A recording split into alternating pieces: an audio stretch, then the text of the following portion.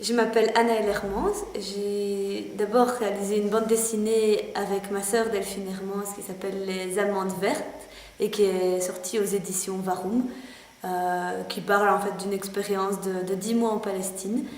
Et puis je viens de sortir un roman chez Harmattan qui s'appelle Banane Sauce Gombo. Quelle est l'histoire de votre roman ? Le personnage principal s'appelle Marzouk, il est laveur de carreaux.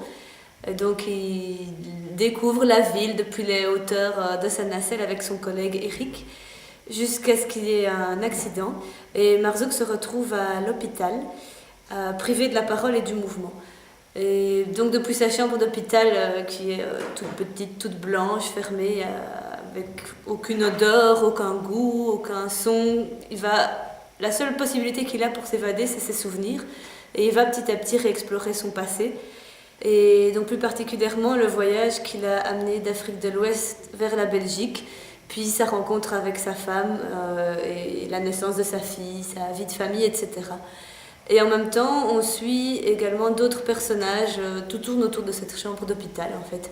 Et donc on suit sa fille qui vient régulièrement lui rendre visite, son collègue, sa femme, etc. Comment vous est venue l'idée de ce roman ? C'était un petit peu un hasard. En fait, j'ai été opérée de la corde vocale et je ne pouvais plus parler. Et donc je me suis dit, je vais écrire. Et j'ai été récupérer une vieille nouvelle que j'avais faite lors d'un atelier d'écriture où il y avait déjà les personnages des 2 laveurs de carreaux. Je l'ai réécrite.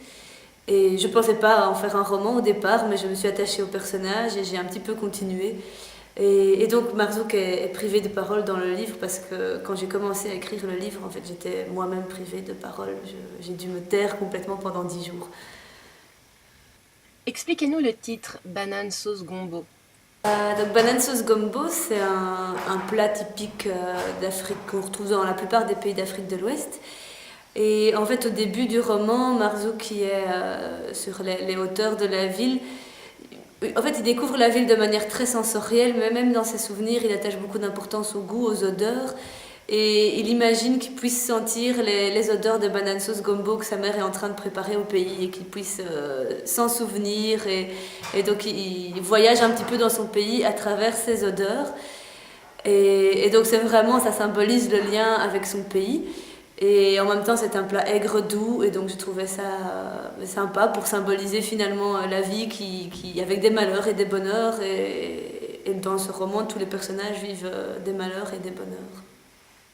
Comment écrit-on les souvenirs d'un homme d'Afrique de l'Ouest de 50 ans ? Mais c'est étonnant, en fait, je me rends compte que souvent je suis inspirée par des voyages ou des réalités que finalement je connais moins que ma réalité bruxelloise. Et je crois que c'est parce que c'est des sensations qui pour moi sont très fortes. Et quand je voyage moi-même très fort par les odeurs, les goûts, etc. Quelque chose d'assez sensoriel. Et donc ça m'inspire. Et puis finalement, on est tellement étonné que toutes les réalités humaines ressortent d'autant plus quand on est à l'étranger. Aussi se rendre compte que finalement, on est plongé dans une culture différente, mais en fait, les émotions, les sentiments de base sont les mêmes. Et c'est assez fascinant de voir que partout les gens tombent amoureux, etc. Et donc, voilà, moi j'ai écrit ces souvenirs à partir de ce que moi-même j'ai pu vivre en Afrique et je les ai fait relire à des amis africains pour être sûr que je n'avais pas commis d'impair.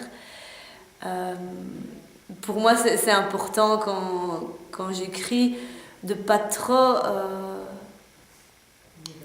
c'est important de ne pas prendre le lecteur par la main et tout lui dire. Et donc justement, j'aime bien d'écrire des impressions, des odeurs, etc., des dialogues, des paroles. Et après, le lecteur peut lui-même se faire son opinion par rapport à ça et savoir si finalement le personnage est censé être triste ou heureux, etc. Et donc, je laisse pas mal de place au non-dit et à l'implicite. En fait.